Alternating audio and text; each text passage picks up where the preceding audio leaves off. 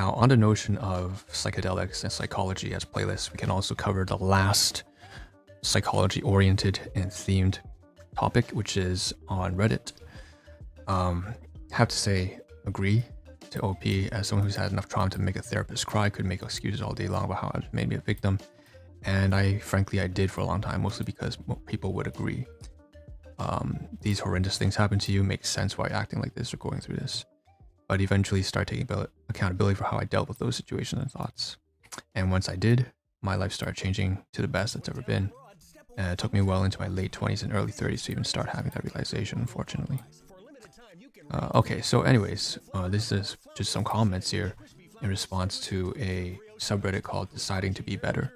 We covered this a couple of videos ago, and this is basically a lead off from RBN Raised by Narcissism subreddit. So it's for basically people who want to do better. It's not just for narcissists, it's for anybody who's looking to develop and improve themselves. So whether you're borderline, cluster B, whether you're just obese or overweight, or you are, have temper tantrums, or maybe you're just not very hardworking. You want to do better in whatever careers or fitness or whatever it is that you feel like you're not doing well enough, you're not succeeding, you feel inadequate about. This is a good place to go. But basically, the top of this original post is just one saying the victim mentality is destroying your life. And, that's probably not the best way I feel to start off any title during a subreddit like this, because you're not really supposed to be providing advice, I feel like, for other people. I don't know if that's appropriate to allow other people to push your own particular experiences onto other people and suggest that they will solve other people's problems, given everyone's situation being so tremendously different. However, it seems like this is actually something available to this particular subreddit, r/deciding to be better. Apparently has a tag here for advice, so if it's here, it must be because they allow it. Anyways, this person speaks about his personal breakthrough, or her personal breakthrough, in their self-improvement journey, coming from when they no longer lived as a victim, that they used to believe they had no control of their lives, didn't feel they had a choice, but what they've learned afterwards is that they chose to be in a relationship that didn't allow them to develop. They chose to compare themselves to other social media, and they chose to focus on negatives rather than all that to be grateful for.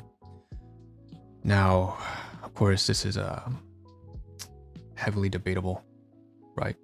So on one hand, yes, this mindset shift can bring about great change, faking till you make it kind of thing.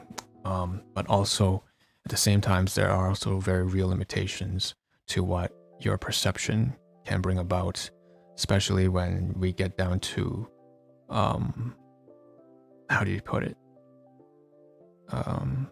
To the real basic survival needs of people living in, like literally third world countries and stuff like that. There's only so much that you can do if you're trapped by macroscopic factors outside of your control. However, that doesn't change the fact that he's right. You can still change things within your control. So it's a very contestable, debatable thing. You'd have to find the right amount of balance. Something I noticed for the first time, by the way, when I'm reading this subreddit, is that there's also people. There's a little icon here showing how many people are actually on this thread. Anyways, just feeling strong need to spread this message. Firstly, my heart goes out to those who experience abuse of any kind. This is actually a recognition of this person here, which I appreciate. He admits that he has not experienced this. He has not experienced abuse, and therefore cannot comment whether the above advice can be applied if you have experienced it, abuse. I'd also like to add that we don't have we don't have a lot of control over a lot of situations in our lives. And he acknowledges that we can't choose our preferences, upbringing, or painful experiences, but we can try to control their outlook. Simply more empowering outlook that's helped me get through a difficult situation in life.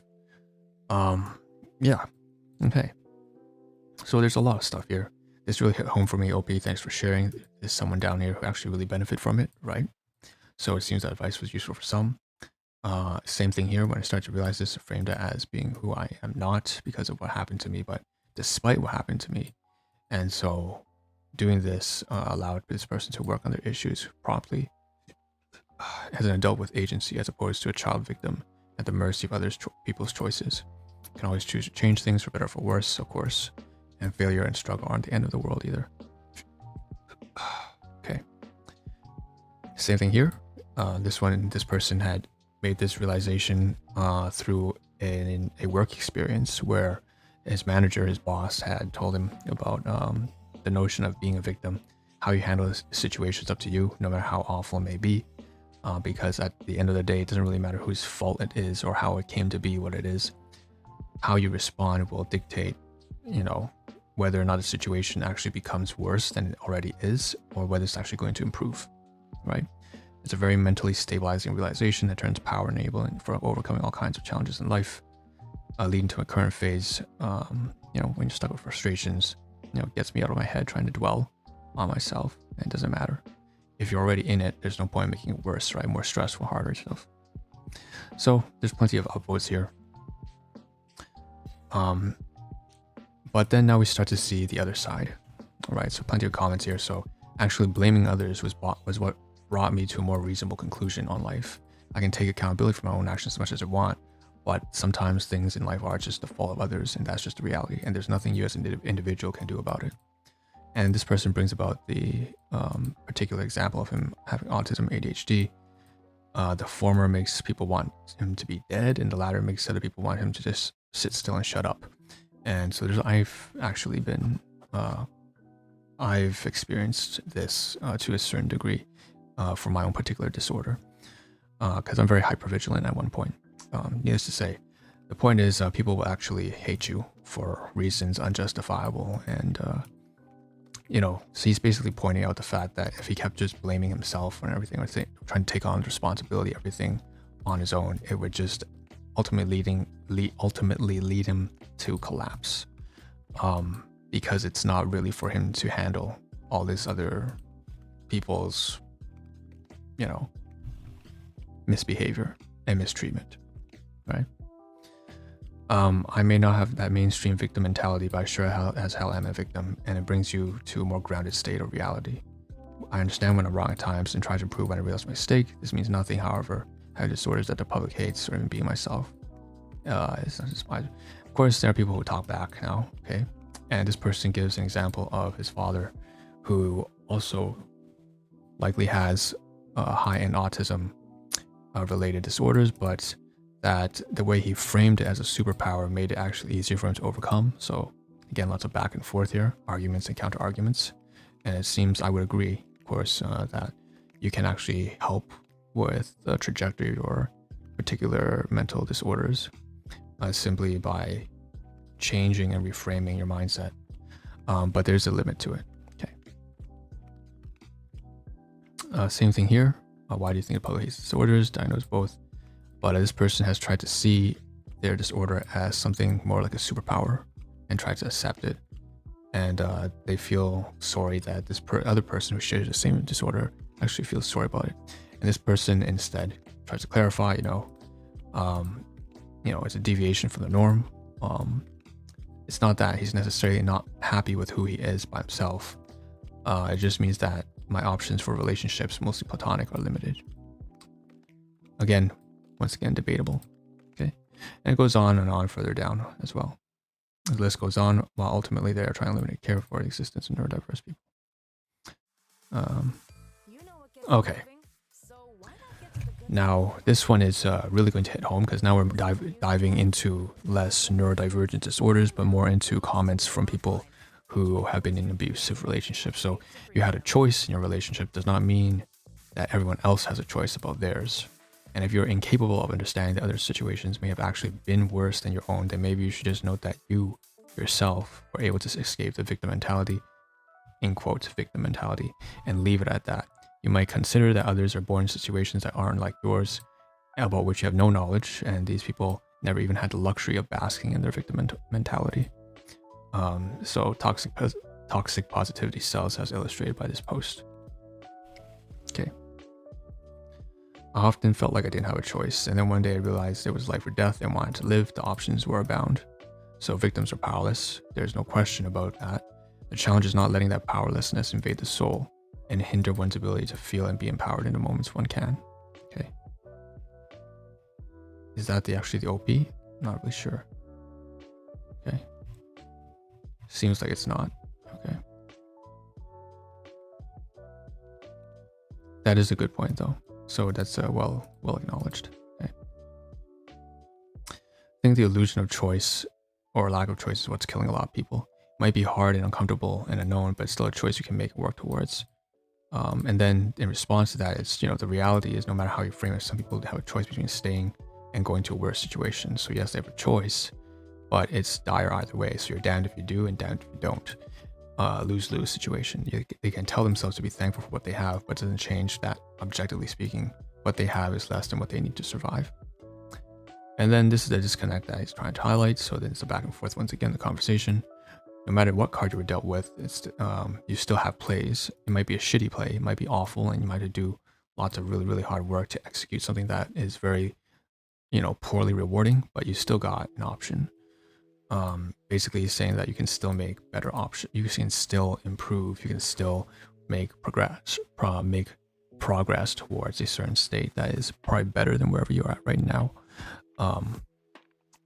It's not that you don't have a choice, right? It's hard sell, it's kind of like on a practical level, choosing death doesn't make one less of a victim, right? So at this point, it starts to turn against this person, because it's clear that, you have this person has gone too far at the opposite end. You're just kind of fooling yourself at that point if you think that you have a choice in that case. On a practical level, most adults in bad situations know that they can choose otherwise, or could have at some time in the past. People who believe in their own agency will create more choices than appear to be none. Okay. You either do or don't acknowledge realities that exist. Okay, I can only speculate on the lives and choices people choose between slavery and death. What I've seen in my own life and world is people making their own beds to wallow in it. Okay. Everyone has a choice about how they choose to frame their environment. Everyone's responsible for their emotions, no one else. This one's even more rigid. Okay, and then this goes through and diverges all the way down. So there's a bit of back and forth here. Someone implying that there's a lack of empathy. Someone here who's implying that there's no genuine decency to change their opinion, and so on and so forth. Nice sentiment. So finally, I think this is where I'll end off. The last two comments here are really down to earth. It's a nice sentiment, but doesn't stand up to scrutiny, because it's good to feel you've got agency in your life. But the notion that we're all just capable of choosing every quirk of our personality or emotional state is not true.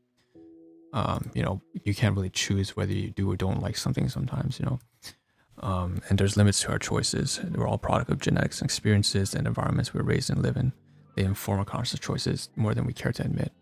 We aren't even sure if free will exists, let alone that there's some independent consciousness capable of deciding who and what we are on a whim. Okay. But you're far more likely to accomplish your life goals than when you're pretending that it does. Okay. So that's true. It's coming from a practical standpoint, and I believe that's a good argument too. I agree, oftentimes in life I had to make a game out of things that I dislike doing or fake it till I make it. Otherwise I wouldn't do anything at all. So there's a concedence here, or someone's conceding that's true. Practically speaking, it would actually be beneficial. If I didn't do these things, I end up a sour person who only stays at home in his comfort zone like when I was a kid. Realizing you have a choice to at least try and see things from a different perspective is huge. Okay. Oh, that's a different person replying. Answer all the questions, possibly. Okay. Do something you don't enjoy. You might like it. Okay. Personally, don't think your thinking stands up to scrutiny. Point of taking accountability, so this is kind of being turned around on his head. Not being a victim about things isn't that I can deal with everything, screw everyone else. It's a matter of switching perspective, realizing there are steps you can take to handle these situations. We don't have complete agency over how we feel, or how others behave. We might even have disadvantages, but we have 100% agency about how we choose to behave and react. It's just no, it doesn't always apply to people who are still scarring in dangerous situations. But this person is trying to take into account the context. Okay. Thanks, I'm cured. Someone in extreme poverty, yeah, nuance, context. All right, so I think that's about it for this particular notion of psychology. Just really much related to the playlist that we had on the project, and we can knock that off. Now there are other things that we can close off at the same time.